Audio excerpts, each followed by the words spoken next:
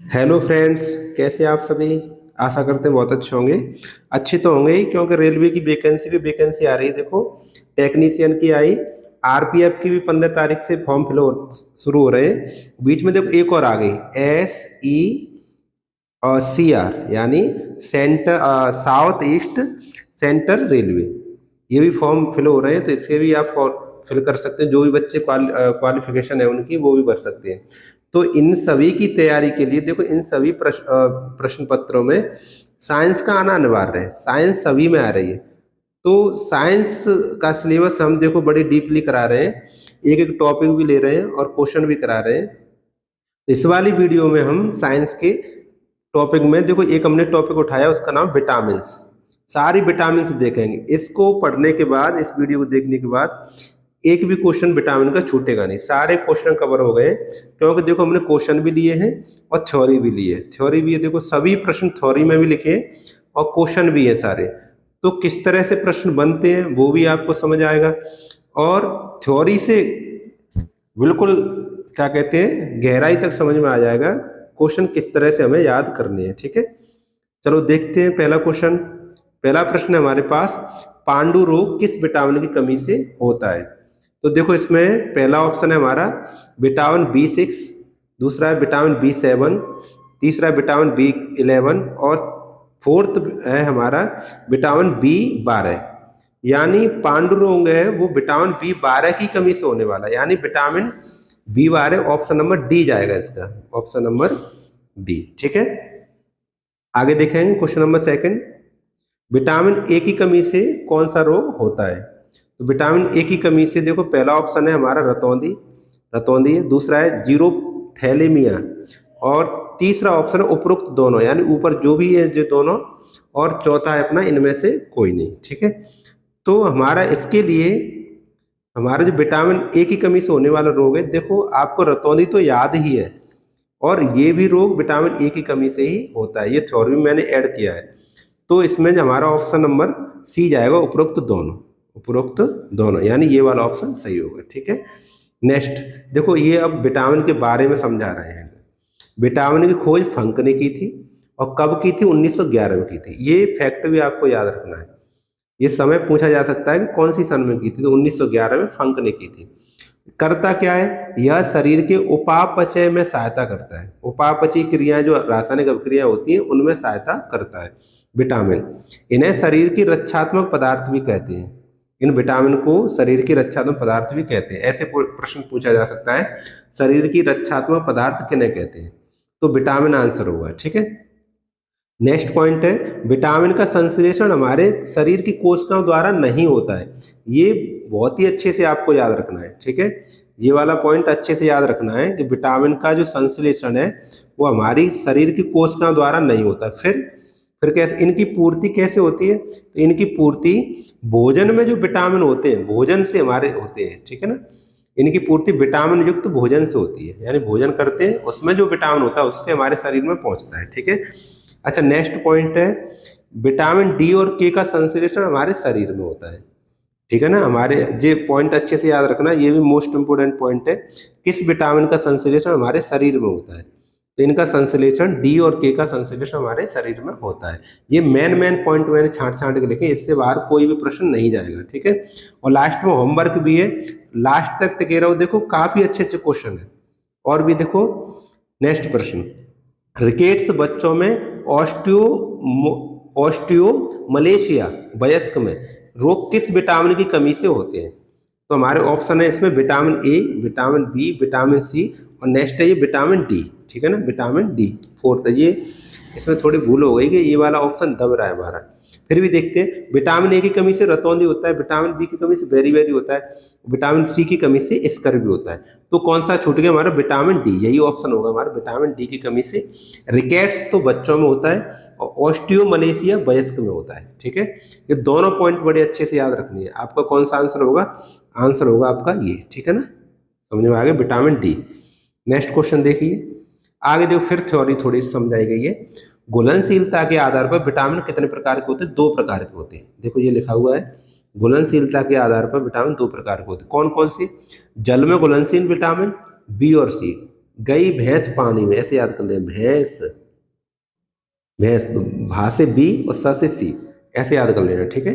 गई भैंस पानी में, यानी पानी में घुलनशील विटामिन बी और सी है, ठीक है। नेक्स्ट, वसा में घुलनशील विटामिन, अब तो तुम्हें पता है दो ही प्रकार से घुलते हैं, बी सी को याद कर लो, बाकी के जो भी छूट जाएंगे ए डी ई के, ये सभी वसा में घुलनशील होंगे, ठीक है। देखो एक और पॉइंट बहुत अच्छा इसमें समझाया है, विटामिन डी का संश्लेषण सूर्य के प्रकाश में उपस्थित परावैंगनी किरणों द्वारा त्वचा की कोलेस्ट्रॉल होता है, जो कोलेस्ट्रॉल होता है हमारे त्वचा, उसके द्वारा होता है संश्लेषण, विटामिन डी का संश्लेषण, ठीक है। बताया था इससे पहले वाले देखो पॉइंट में कि विटामिन डी का संश्लेषण और के का संश्लेषण हमारे किस में होता है, शरीर में ही होता है। तो शरीर में ही देखो ये क्वेश्चन बता रहा है, शरीर में किससे होता है, त्वचा के नीचे कोलेस्ट्रॉल होता है उसके द्वारा होता है, ठीक है। आगे एक और पॉइंट है, विटामिन के जीवाणुओं द्वारा हमारे कोलन में संश्लेषित होता है, ये भी सही है, अच्छा क्वेश्चन देखो, विटामिन के है वो कोलन में संश्लेषित होता है। नेक्स्ट, ये सभी पॉइंट स्क्रीनशॉट लेकर आपको याद करने हैं, ठीक है ना। चलो नेक्स्ट देखिए, नेक्स्ट हमारा B12 का रासायनिक नाम है, तो पहला नंबर इसमें साइनोकोवालिन, दूसरा है फॉलेकम, तीसरा है बायोटीन और चौथा है रेटिनॉल। तो सभी ऑप्शनों को देख लीजिए एक एक करके। देखो पहला ही इसमें साइनोकोवालिन, यही है हमारे B12 का, B12 का रासायनिक नाम, यानी हमारा आंसर यही होगा, ठीक है। अच्छा, फॉलिक अम्ल B11 किसका है, फॉलिक अम्ल, ठीक है। बायोटिन B7 बायोटिन, और रेटिनॉल तो पता ही है, विटामिन ए का रासायनिक नाम रेटिनॉल है, ठीक है। नेक्स्ट क्वेश्चन देखिए, आगे देखो, अब देखो बड़ा महत्वपूर्ण प्रश्न आ गया, ये थ्योरी आ गई, ये विटामिन इधर और इधर देखो इसके, ये तो विटामिन और ये इधर रासायनिक नाम है, तो ये आपको अच्छे से अभी याद करने तुरंत। देखो पहला है विटामिन ए का रेटिनॉल, रासायनिक नाम क्या है, रेटिनॉल। विटामिन बी का थाइमिन, ठीक है। और विटामिन सी का एस्कॉर्बिक एसिड, विटामिन डी का कैल्सीफेरॉल, विटामिन ई का टोकोफेरल और विटामिन के का फ्लैक्विनॉल। देखो देखो ध्यान से, फिलोक्विनॉन, ठीक है ना। और देखो बता मैं, विटामिन बी के 7 8 भाग है, वो भी हमने आगे कवर किए हैं। आगे आप देखना पीपीटी उसकी बिल्कुल नई लगी हुई है, बिल्कुल सेपरेट, तो उसको हमने बिल्कुल अलग से समझाया है। विटामिन बी का तो थायमिन होता है, B1 B2 B3 B5 B6 B7 B11 B12, इन सभी के रासायनिक नाम हमने आगे लिखा हुआ है, ठीक है। इनको अभी याद करना है बिल्कुल, और आगे क्वेश्चन इस पर आधारित भी है। नेक्स्ट देखो B7, देखो आ गया, B7 की कमी से कौन सा रोग होता है, रोग भी हमने आगे समझाया है। B7 की कमी से कौन सा रोग होता है, देखो बालों का गिरना, और क्या लकवा, बालों का गिरना, शरीर में दर्द होना, ये सभी होते हैं, ये सभी B7 की कमी से रोग हो जाते हैं, यानी ऑप्शन नंबर हमारा डी रहेगा, उपरोक्त सभी, ठीक है, ये वाला ऑप्शन सही होगा, ठीक। नेक्स्ट देखो, वह कार्बनिक यौगिक है जिससे कोई कैलोरी ऊर्जा प्राप्त नहीं होती है, ऐसा कौन सा कार्बनिक यौगिक है जिससे कोई भी कैलोरी ऊर्जा प्राप्त नहीं होती, कोई भी ऊर्जा प्राप्त नहीं होती।